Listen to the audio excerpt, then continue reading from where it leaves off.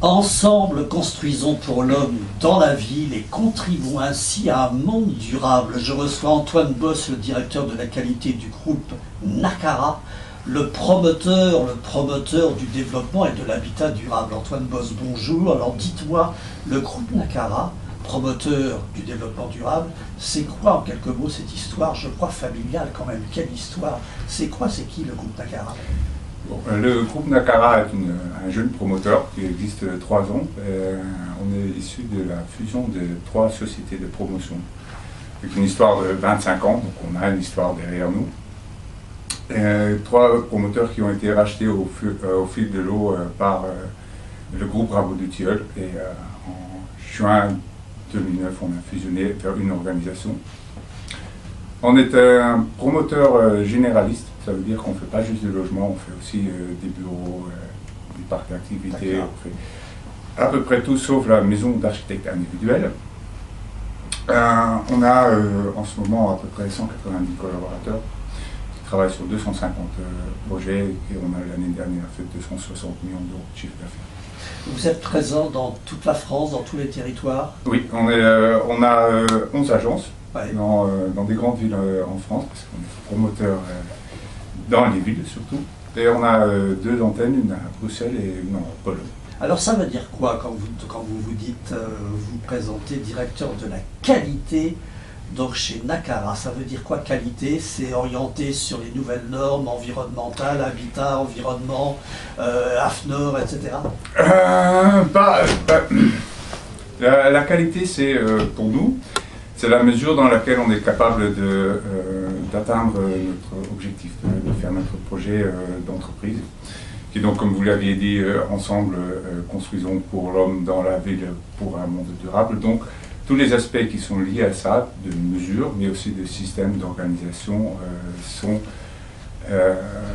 tirés par moi, mais faits par les collaborateurs.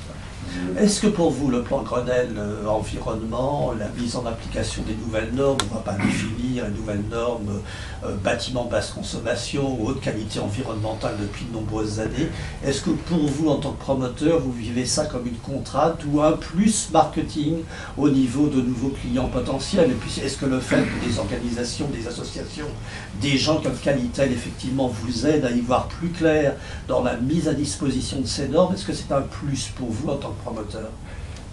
Commençons déjà par dire que le grand avantage de la Grenelle, c'est qu'elle a elle a donné des normes qui comptaient pour tout le monde. Donc ça veut dire qu'on a eu une grande avancée dans la qualité environnementale, surtout dans la qualité énergétique, parce que c'est comme ça que ça s'est traduit, pour tous les promoteurs. Ça a engendré une dynamique assez considérable. Et le grand défi maintenant, c'est de continuer cette dynamique, d'aller au-delà des performances énergétiques, mais aussi de tenir compte non seulement d'autres enjeux environnementaux, mais aussi d'enjeux sociétaux. Bien sûr. Mais est-ce que votre originalité en tant que promoteur, parce que plusieurs promoteurs, je ne dirais pas que c'est un phénomène de mode, mais beaucoup de promoteurs se disent dans la voie du développement de l'habitat durable, votre originalité, j'ai cru voir dans votre plaquette de présentation, c'était peut-être l'efficacité énergétique, logement, bâtiment, basse consommation, c'est un peu ça? On a déjà depuis quelques années décidé que toutes nos opérations seraient BBC, donc ça compte pour le logement, mais aussi pour nos opérations de bureau, mais ça compte autant pour les logements en entrée de gamme, parce qu'on a une très large gamme de produits, jusqu'au logement les plus haut de gamme. Mais pour nous, le BBC n'est qu'un premier pas. C'est ça. Le BBC, on est dans la RT 2012 aujourd'hui, donc le BBC est derrière nous. On a encore des projets bien sûr en cours, mais ça va vite être passé. Donc on est en train de monter un partenariat avec Effinergie pour aller plus loin que ça. L'association Effinergie qu'on connaît bien, effectivement, très efficace. On a des projets où on étudie la possibilité de faire du Passive House, la norme allemande. On a des projets où on a une cellule aménagement. On regarde si c'est pas possible de créer des quartiers à énergie positive. Ouais. Parce que nous, on a quelques craintes que des bâtiments à énergie positive, bon, si le bâtiment est dans un champ, c'est possible, mais si le bâtiment se trouve dans le tissu urbain, on va forcément avoir plus de difficultés à atteindre ces objectifs. Donc on a l'idée qu'on peut atteindre ça par des écoquartiers, on peut atteindre ça par un ensemble de bâtiments et pas tant par des bâtiments individuels.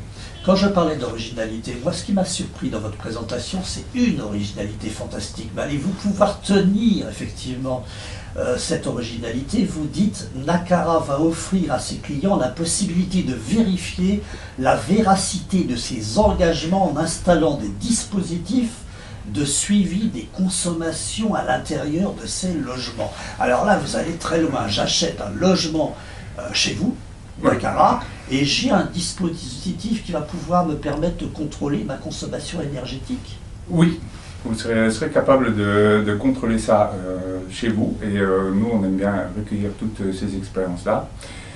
Ça vient du fait que le BBC, honnêtement, c'est une machine de calcul qui est très bien remplie par les bureaux d'études et qui a ses répercussions dans la technique, mais on ne sait pas exactement ce que ça va faire dans l'utilisation.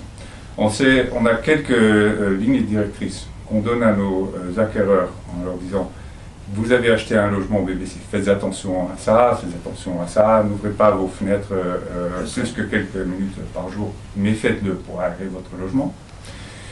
Mais on a la conviction que si on va mesurer, surtout avec les premiers projets, on n'est pas sûr de l'atteindre. Un autre sujet qu'on a et pour lequel on veut faire un suivi, c'est que le fait, et là je deviens un peu technique, mais le fait de changer notre manière d'isoler les logements veut dire qu'il y a un risque qu'il va y avoir des problèmes d'humidité. Donc on fait de notre mieux pour l'éviter, bien évidemment, mais il faut regarder pour en avoir la preuve. Donc mais c'est une des initiatives qui nous permettra de regarder. On n'a pas prévu de le faire en standard sur tous les logements, mais on va au moins expérimenter. Et c'est là aussi, vous avez raison quand vous dites que tous les promoteurs se disent... pas tous. Presque. Développement durable. On est un peu plus modeste dedans, on essaye quand même de prouver par les réalisations qu'on a, par la manière, les réalisations phares, mais aussi les réalisations, disons, les plus connues des promoteurs, d'avoir une autre qualité environnementale. Quand on a, il y a 2 ans, commencé à faire des projets qui étaient en habitat et environnement, qui a des normes HQE aussi, on s'est dit on va intégrer ces mêmes normes dans les logements qui sont tout en entrée de gamme. C'est des logements où il faut qu'on conçoit pour des clients spécifiques, donc avec une programmation spécifique, mais qui auront quand même des qualités environnementales que l'on donne aussi au logement avenue Truden à Paris, pour donner un exemple. Pour vous, dernière question, donc toutes ces normes mises en place suite au plan Grenelle, habitat, environnement, etc., ça va se poursuivre dans les années à venir. Pour vous, c'est un plus marketing, donc vous ne le vivez pas comme une contrainte.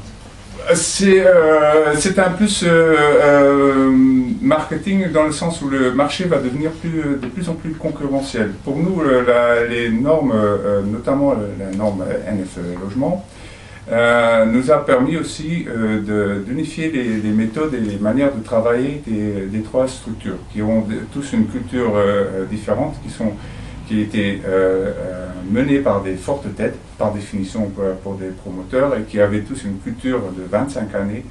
Pour donner une cohérence dans ce qu'on faisait, on s'est dit, on va s'engager dans cette démarche-là, aussi avec l'idée qu'on peut toujours dire de soi-même qu'on est les meilleurs du monde, mais quand il y a un externe qui vient nous voir, ça peut nous conforter ou, par contre, nous montrer nos défauts. Merci beaucoup Antoine Bosch. Je rappelle que vous êtes le directeur qualité du groupe Nakara, avec une vision assez forte. Ensemble, construisons pour l'homme dans la ville et contribuons ainsi à un monde durable dans le cadre de la chronique Qualitel. Merci beaucoup. C'est avec plaisir.